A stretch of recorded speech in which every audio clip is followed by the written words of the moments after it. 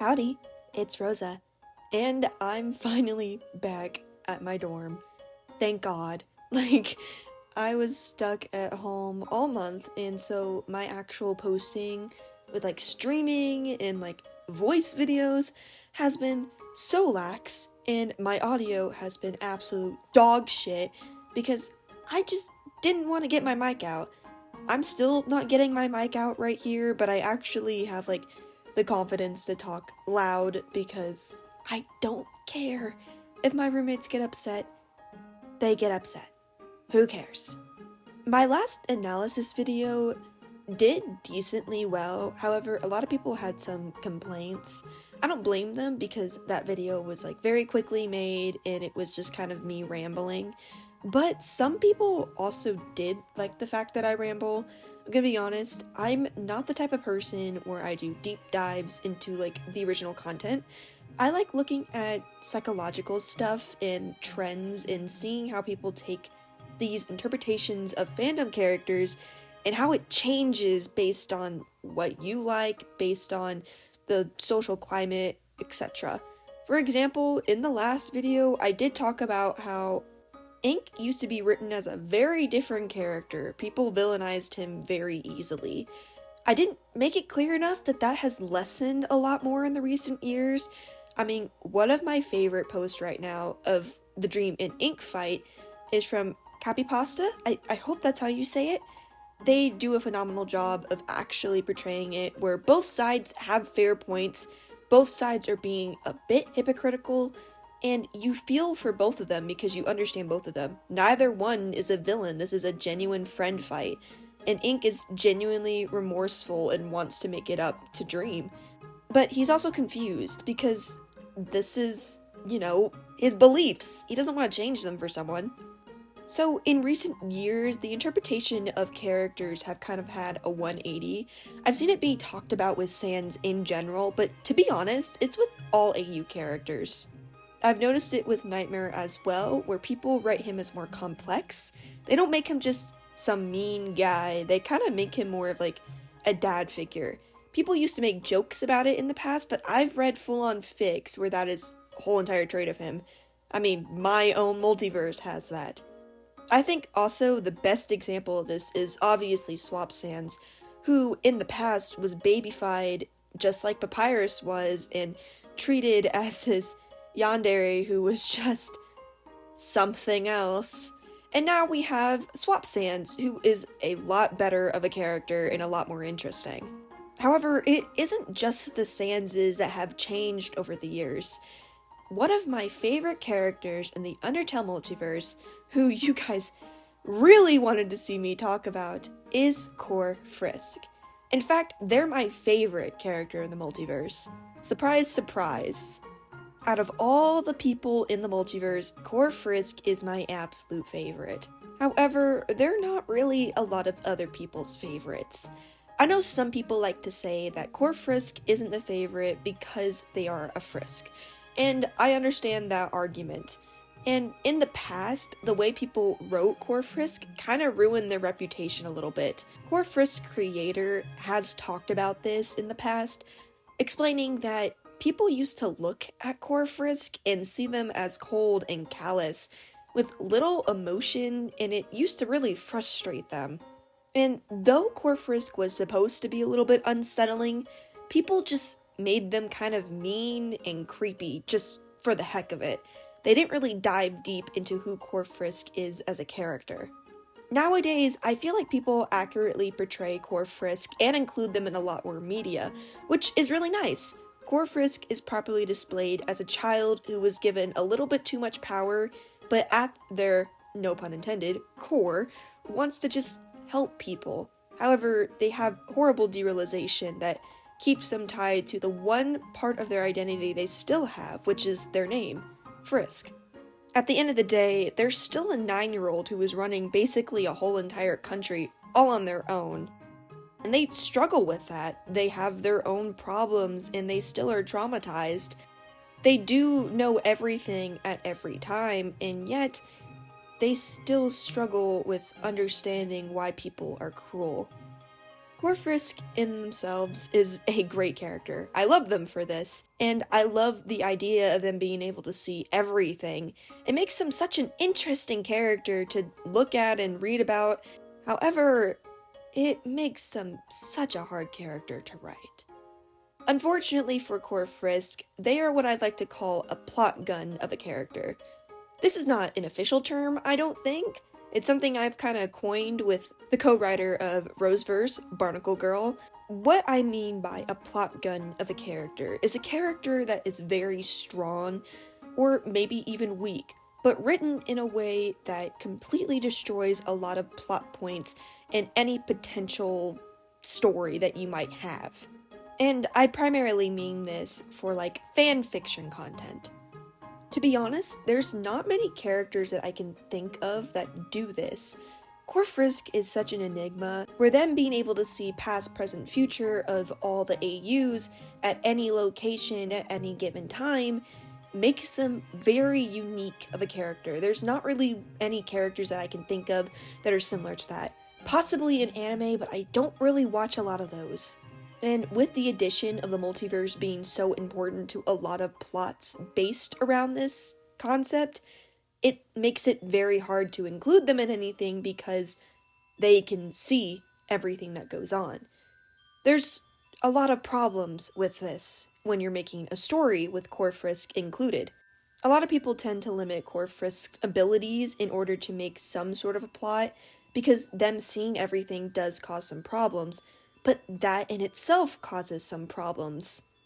If you have a story with Frisk in it, and they can see everything and they're not limited, any secrets that your characters might keep, or any secret plots against the Omega timeline from evil characters will be known, because Frisk will know about it and will be able to alert the proper authorities.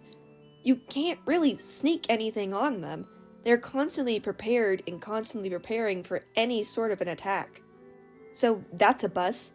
Any plans that your evil characters might have can easily be destroyed as soon as they just give it a little bit of a thought. So there goes that plot point. If you want to limit Frisk, it leaves out a lot of their character and what they had to experience. I mean, even Doki was very upset when people started to do that because they wanted to see people actually, use Frisk to their full potential. Frisk getting pushed into the core and then seeing everything and deciding to just be calm and chill about it and try to save as many people as they can instead of going insane is an essential part of their character. It shows how strong they are and how powerful and resilient they can be.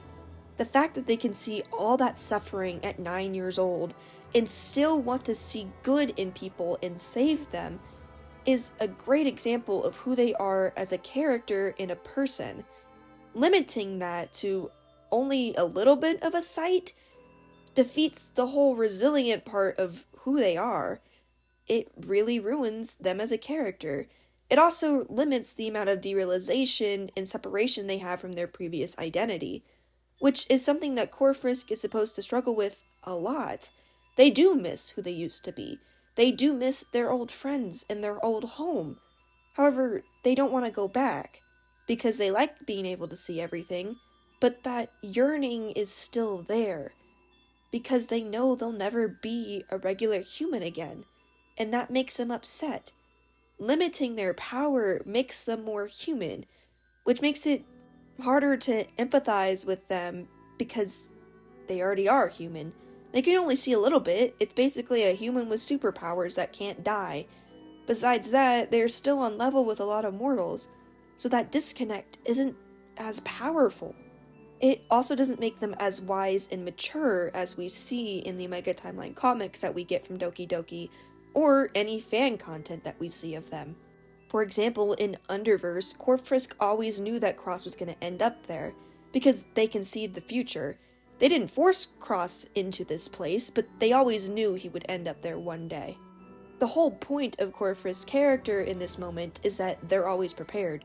They always know what's to come, and they always knew what Cross's reaction would be, in some sort of another. They can see all timelines at once, and knew that this one was a potential outcome, and now they're experiencing it in live time. If that was limited, we wouldn't get this. Core Frisk wouldn't seem as powerful and wise. They would seem off guard, which isn't like them, and it isn't in character for who they are. They're supposed to be prepared, and though they're still a kid, they're able to be smart about it. But now you're probably thinking, well, what do? You don't want your plot to be completely ruined by a character that is so OP they can see everything, but you don't want to not include them, even if Dokudoki has stated that in multiple timelines, Core Frisk doesn't exist. I mean, they're always there, but their physical manifestation doesn't really exist. They just kind of don't observe that timeline as much, because they're not an active presence there. In some multiverses, they don't exist at all, which is fine, but some people really want to include this character but don't know how you fit them in. Your plot can be completely thrown out the window, and if you write Core Frisk to just not acknowledge the bad stuff that is happening in your timeline, it again ruins the character of Core Frisk. If it hurts people, especially people in the Omega timeline, they would of course, as a leader, address it. However, if you write it with them purposely turning a blind eye, that just makes Core Frisk a selfish character, and completely out of character. It's not like them to not want to prevent unhappiness. That's not who they are. But if you don't do that, then what happens to your plot? How do you include them without limiting them, besides making them slightly cruel enough to just not notice certain things? Obviously, they can't help everybody, but when big events are happening in your multiverse that can change the tides of a war or situation, if they turn a blind eye, what does that make Core Frisk? Especially if you're trying to portray them as a good character, a kind character, like they are in their canon. It can become a mess. There are some people that want to limit Core Frisk in their sight, how much they can see and such, which is great and all, but it isn't truly accurate to who they are as a person. It allows your plot points to continue on freely, but it's also against what the creator really wants, and it's against what Core Frisk is really fully representing. So, what do? How do you include a character that is basically a gun to all your plot points, and if you want to include them, you could either ruin their whole entire character, or ruin your plot? It's a tricky situation, and it's not Core Frisk's fault. Core Frisk is a very interesting character. I don't want to say they're a Mary Sue, because they're definitely not. Because they can't fight. They can't die, but they don't fight, so they're not actively trying to get in the way of conflicts and being the super strong one. All they're doing is being an observer. That is their purpose. However, we can't sit here and lie and say that they don't get involved at all, because they do. They constantly open doors from AUs and allow them a safe space. So, we can't sit here and just say, like, oh, maybe they're like ink and they just observe. We all know that's just not true. They do interfere alongside with their observing. They try to see the world of the multiverse and can't interfere always. They can't literally physically be there all at once, even though they're everywhere at once. But they can help a few people that desperately need it. Though they have their overpoweredness, they are still a complex character and have flaws, ones they admit themselves. So, how do you get around this? How do you make them an interesting character without making them too OP that it ruins your plot? And how do you not limit them? I think the only way that I've seen it be done in the best way possible is still having to slightly ignore canon. For the Forgotten Ones, and I know I advertise that fanfiction on this account all the time, has it where Core Frisk powers are coded to be limited. They weren't always limited. They did live life being able to see everything and see plots happening before it could actually hatch. They saw everything. They have that trauma. But then it was suddenly limited, and since they were so stressed with the current war going on, they didn't have time to dwell on it. They had other things to focus on. And slowly it got worse and worse, and they realized that they had been missing so many plot points in the own midst of their Omega timeline, and it traumatized them. They realized their power was gone. This whole time, something that they could always rely on was gone. and it made them even worse. I think it shows that Core Frisk was limited in this AU, but they weren't always. Just in this instance, they still have the trauma of being separated from people and not super close to who they are, and still can't see everything. They still are restricted and they're horrified by it. I think it gives Core Frisk a good breakdown because everything that they've ever known is taken away from them. Now, of course, knowing Core Frisk's canon, this is not possible. Core Frisk's code kind of exists everywhere. You can't really grab it. It's why error can't really kill them or destroy them or really truly hurt them. Their code is everywhere in the multiverse. You can't just grab it. You can't even see their soul anymore. It's just gone. Well, not gone, it's just scattered. It's all across the void, the world. You're probably breathing in their soul every single time you go outside in Snowden. Kind of weird if you think about it. So, because of this, there's nobody in the multiverse that will be strong enough to properly grab every single code piece in the whole entire multiverse, somehow string it together enough to do one singular coding string and ban them from seeing everything. But I think this limitation doesn't make Core Frisk any less powerful.